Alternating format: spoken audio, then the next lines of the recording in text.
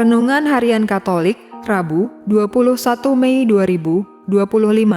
Pokok anggur. Akulah pokok anggur dan kamulah ranting-rantingnya. Barang siapa tinggal di dalam aku dan aku di dalam dia, ia berbuah banyak, sebab di luar aku kamu tidak dapat apa-apa. Yohanes bab 15, ayat 5. Saudara-saudara, ketika petani melakukan okulasi pada tanaman, dia harus memastikan bahwa tunas yang diokulasi menyatu dan menempel dengan sempurna pada batang tanaman.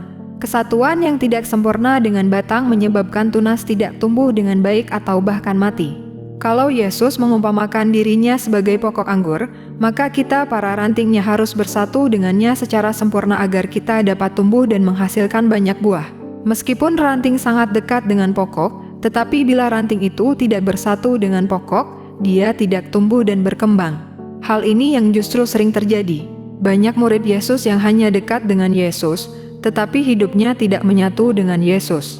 Akibatnya, hidup iman mereka tidak menghasilkan buah-buah rahmat untuk dirinya ataupun orang lain.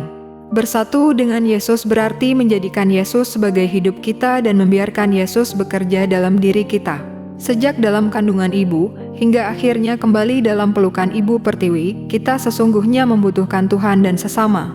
Yesus berkata, "Akulah pokok anggur dan kamulah ranting-rantingnya.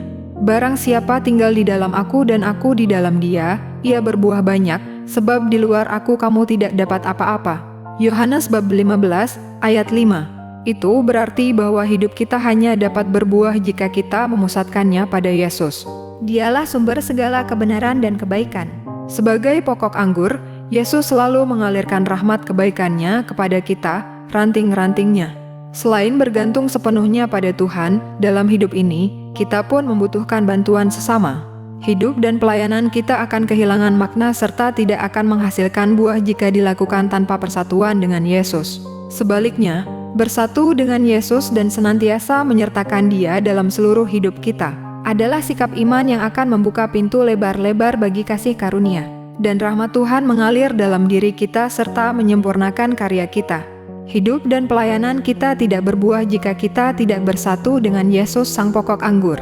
Selama kita senantiasa bersatu dengannya, kita akan menghasilkan banyak buah dalam kehidupan kita sehari-hari.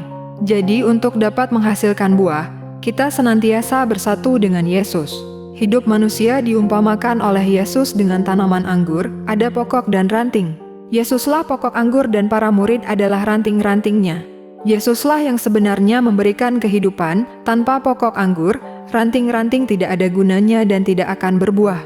Selama ini, mungkin orang mengira bahwa yang memberi hidup adalah mata pencaharian, uang, makanan, dan kebutuhan primer lainnya. Hal itu tidak keliru sama sekali. Akan tetapi, belum cukup, bahkan orang diundang untuk mencari dan menemukan apa yang paling mendasar sebagai sumber hidup. Orang diajak menyadari bahwa Tuhanlah yang mendasari semua itu. Hal ini berlaku umum dan kapanpun. Karena itu, hukum yang terutama adalah kasihilah Tuhan, Allahmu. Karena Tuhanlah yang memberi kehidupan. Tuhan Yesus, jadilah pokok anggur bagi kami, agar hidup kami berbuah bagi kebaikan sesama. Demikian renungan hari ini, selamat beraktivitas. Semoga semuanya lancar, sukses, serta selamat. Tuhan memberkati.